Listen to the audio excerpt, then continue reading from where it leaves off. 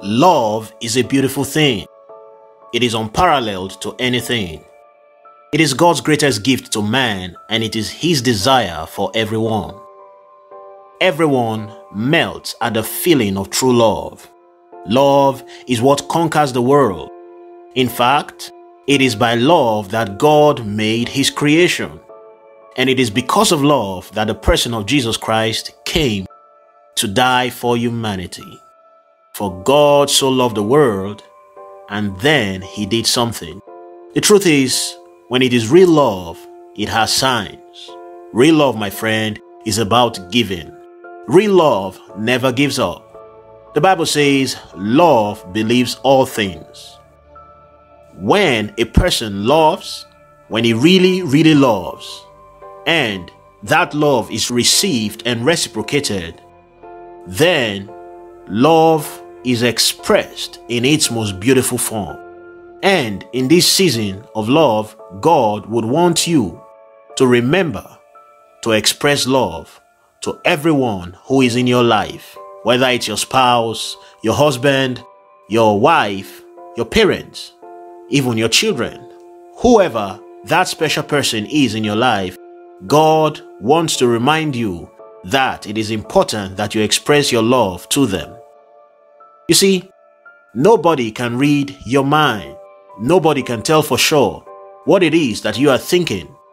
And one of the beauties of love is that it has to be expressed. Sometimes we think people should just know that we love them. But no, there is power in not just love, but in the love that is expressed. For until Jesus Christ came, no doubt God did love the world, but love is proven by an action. Love, my friend, is proven by something that is done. Love was proven by the coming and the death of Jesus Christ on our behalf. Love, it's not just talk. Love is work. It is action. In the book of Songs, or you may call it the Songs of Solomon, the 5th chapter and the 10th verse, we are introduced to the expressions by a woman who was in love with her lover. It has always been a cause of concern for me and interest why this book is in the Bible.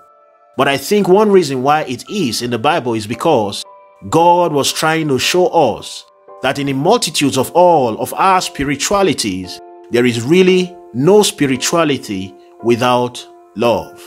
Paul puts it better when he says, though I give everything, my body, to be burned, and though I speak in tongues more than they all do, if I have not love, he says, I am nothing. In fact, the Bible puts it further by saying, which of you would say that they love God whom you have not seen, when you've not been able to love the person who is by your side that you do see?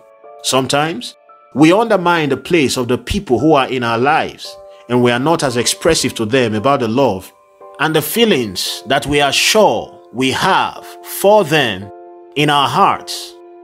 And we just leave people thinking and just wondering and doubting and guessing if ever they are really loved. But the truth of the matter is that you should never let any man or person, even women, who is in your life to ever doubt your love for them. If they ever doubt your love for them, it is because of something you were supposed to be doing that you are not doing, because love must be felt. Love's impact must be felt. In that scripture, she goes on to say, she says, my lover glows with health, red-blooded, radiant. He is one in a million. There is no one quite like him. That is, according to the Message translation. When you think of your man, when you think of your lover, when you think of your woman, your wife, your husband, and your fiancé and your fiancées and all the special people in your life, your loved ones, how do you describe them? What comes to your mind? Immediately at the thought of them. In this particular encounter, we see that this woman, the character in scripture, she is speaking. She is actually addressing her fellow ladies. As we would see at the end, she concludes by saying, my Jerusalem sisters. So, she's trying to paint and speak to them about her husband.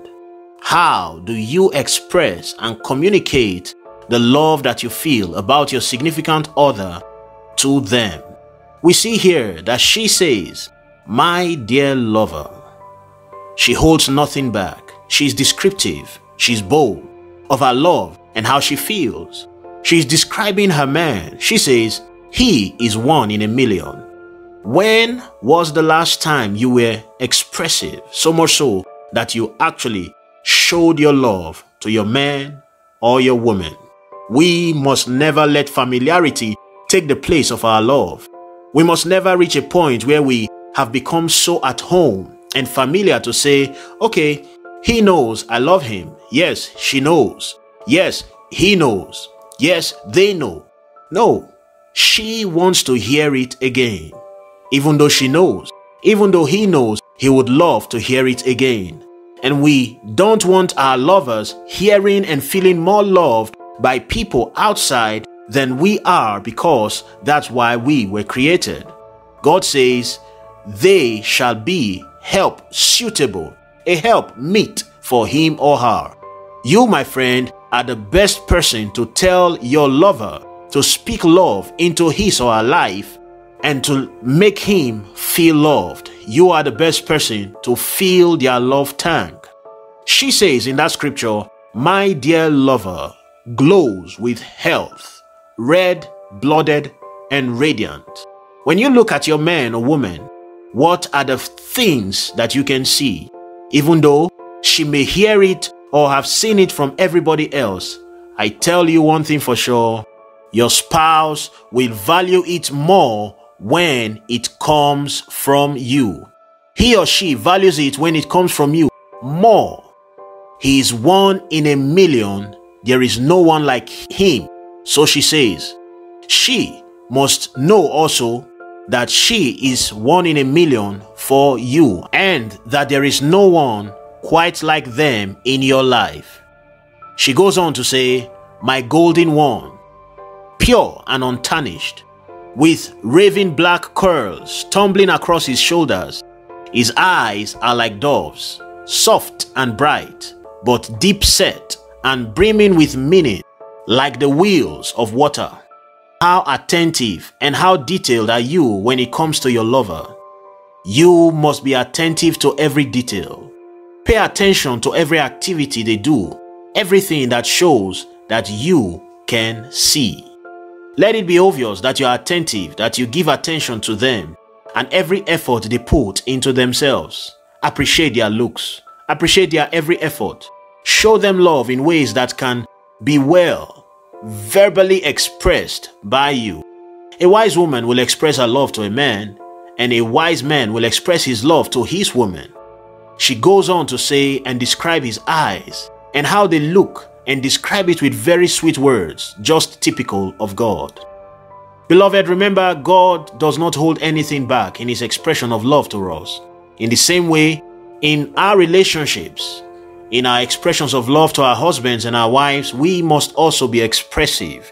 We must never let them doubt the love that we have for them. She goes on further, she says, "His face is rugged. His beard smells like sage. His words warm and reassuring. Fine muscles ripple beneath his skin, quiet and beautiful. His torso is the work of a sculptor, hard and smooth as ivory." You, my friend, must make your man and woman feel special.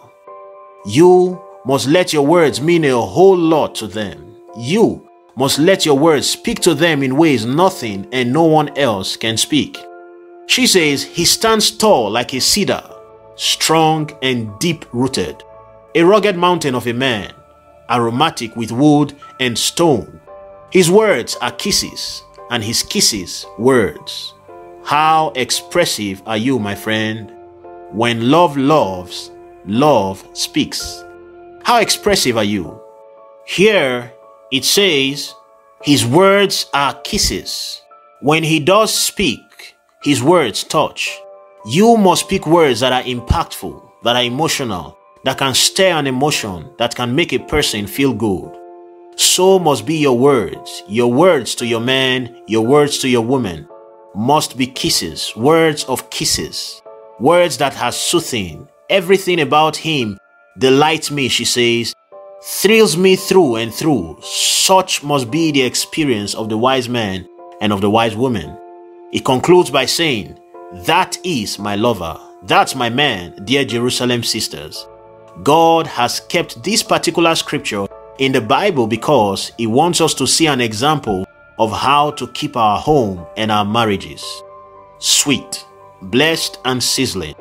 It is not God's intention for the marriage of any Christian, any child of God, to be struggling, to seem boring, uninteresting, and undelightful. Your home, my friend, is God's gift to you. And the same way we take our time to work on every other project among the working class, and the same way we take time to prepare a very nice meal, we must prepare a very nice atmosphere in our home, in the heart of our men and women. And we must be intentional about this. Things will not just happen, my friend. We must be intentional. God is giving us the resources. God is giving us the example. And He has given us the gift of a man and of a woman. But we must do everything, not just to keep them, but to nourish them and to flourish them. We must appreciate them for all they really are to us. Every one of us loves to be loved, and every one of us loves to know we are loved. Don't just be silent about how you feel. Love, and love for good. Love for real, love like God, and love always. The Lord bless your relationships. Amen.